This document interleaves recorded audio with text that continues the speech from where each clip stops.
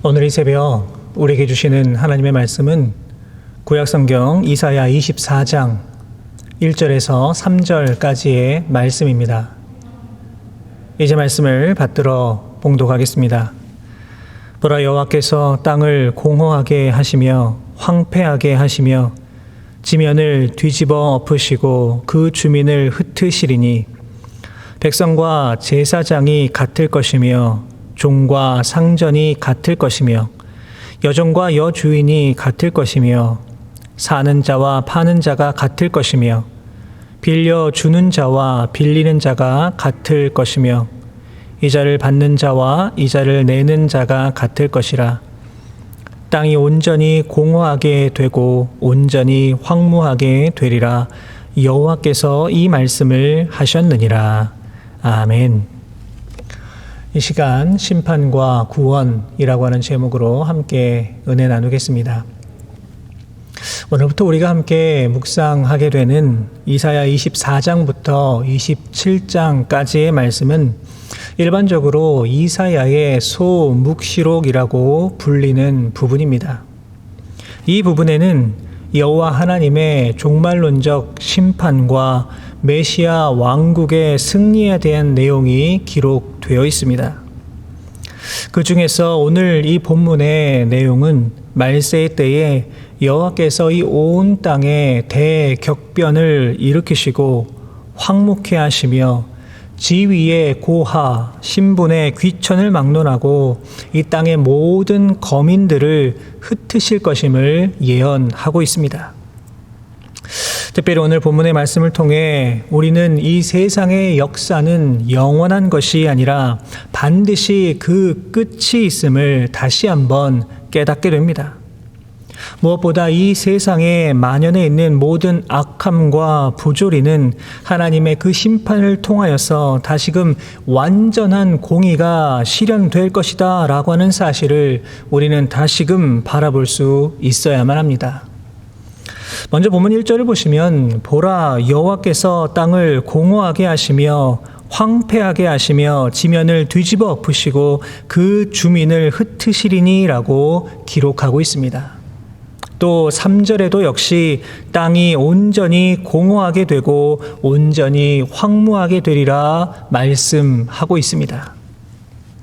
이사야의 이 예언의 말씀을 볼 때에 창세기 1장 2절에 나오는 땅이 혼돈하고 공허하며 라고 하는 부분을 떠올리게 됩니다. 결국에 이 예언의 말씀은 하나님께서 이 세상을 심판하셔서 이 세상을 처음 창조하시기 그 이전의 상태와 같이 만드실 것이다 라고 하는 뜻이라고 볼 수가 있습니다. 여러분, 그렇다면 왜 하나님께서는 이 세상을 심판하셔서 공허하고 황무지와 같이 만드시려고 하시는 것일까요? 그 이유는 당연히 인간의 타락 때문입니다. 하나님께서는 인간을 창조하시고 이 만물을 다스리는 참으로 막중한 임무를 주셨지만 그 인간의 타락으로 말미암아 이 세상의 아름다움은 결국 파괴되고 훼손되고 말았습니다.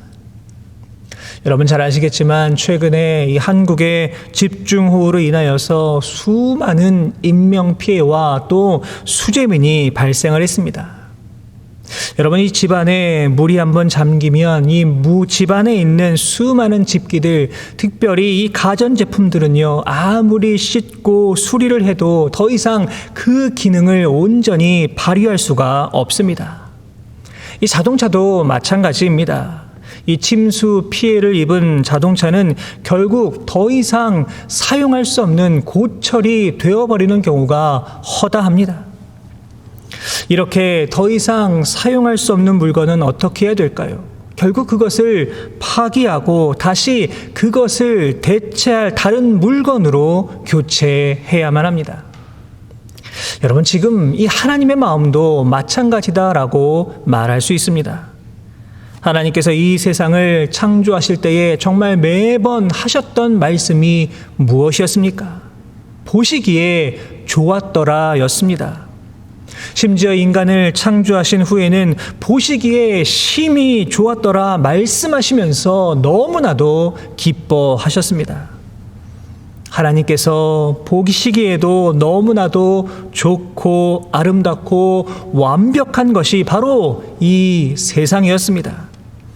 그러나 이 세상 가운데 죄가 들어오면서 이 아름다운 창조물은 파괴되기 시작을 했습니다. 그렇기 때문에 하나님께서는 이 타락한 세상을 심판하심으로 새로운 창조의 질서를 회복시키시기를 원하셨던 것입니다. 여러분, 분명한 사실은 우리는 지금 말세의 때를 살아가고 있다라고 하는 것입니다. 성경은 종말의 때를 분명하게 기록하여서 우리들에게 알려주고 있습니다. 예수님께서는 마태복음 24장에서 말세의 때를 묻는 제자들의 질문에 대하여 이 말세의 때에 어떠한 일이 일어나게 될 것인가 라고 하는 것을 너무나도 분명하고 또 너무나 생생하게 보여주셨습니다. 사도 요한 역시 이 요한계시록의 말씀을 통하여서 마지막 때의 모습을 보여주고 있습니다. 여러분, 그런데 우리가 지금 살아가고 있는 이 세상의 모습은 어떠합니까? 성경에 나오는 그 모습과 별반 다르지가 않습니다.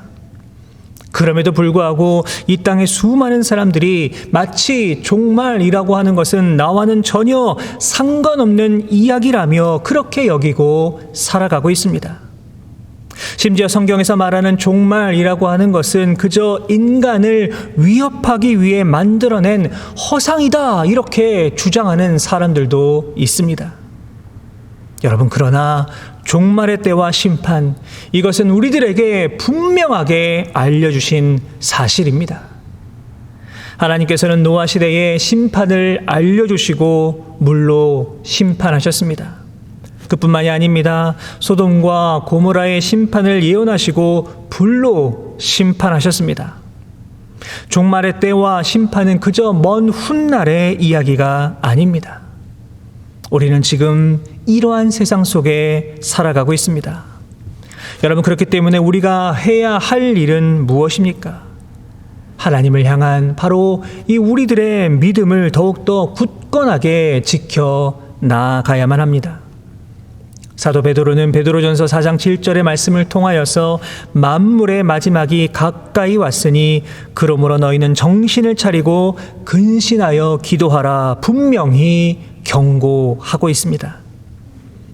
여러분, 우리는 지금 이 시대를 너무나도 분명하게 바라볼 수 있어야만 합니다.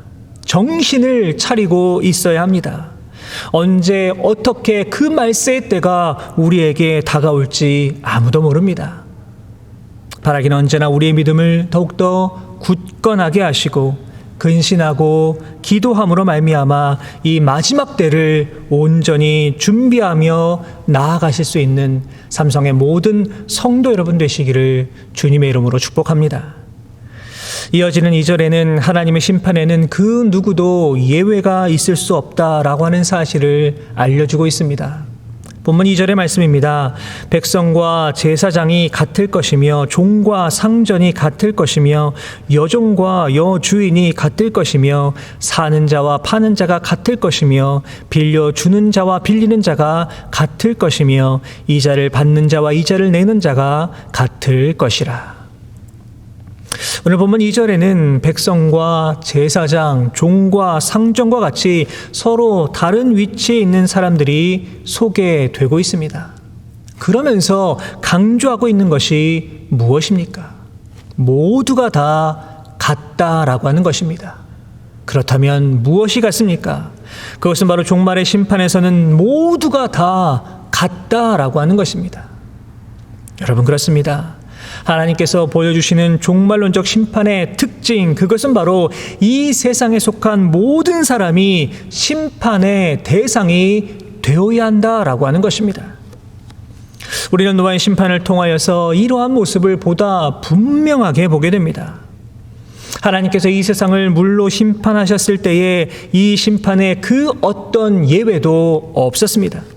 물론 노아와 그 가족은 살아남았습니다. 이유가 무엇일까요?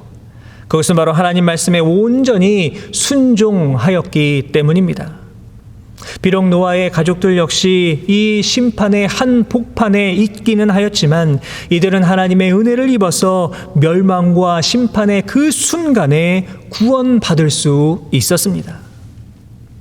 사랑하는 여러분, 우리는 언젠가 하나님의 심판대 앞에 반드시 서야만 합니다. 그 누구도 예외가 있을 수는 없습니다.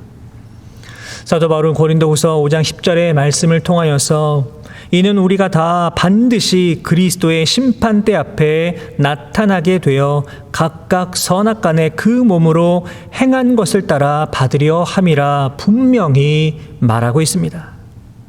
여러분, 그러나 노아의 사건에서도 볼 수 있듯이 모든 사람이 다 멸망에 이르는 것은 결코 아닙니다. 우리들이 노아와 같이 하나님 말씀에 온전히 순종하고 또 나의 뜻이 아니라 하나님의 뜻을 이루기 위하여 이 땅을 살아간다면 우리 역시 그 최후의 심판 때에 구원함을 받는 놀라운 역사를 경험하게 될 것입니다. 이 시간 다시 한번 이 종말의 때를 기억하실 수 있기를 바랍니다. 여러분, 이것은 결코 허황된 이야기가 아닙니다. 조작된 이야기도 아닙니다. 하나님께서는 반드시 너나 할 것 없이 어떤 신분, 어떤 위치에서 살아가든지 누구와 더불어 살아가든지 반드시 우리를 최후의 심판대 앞에 세우실 것입니다. 바라기는 여러분, 이때가 점점 가까이 다가오고 있음을 영적인 눈으로 바라보실 수 있기를 바랍니다.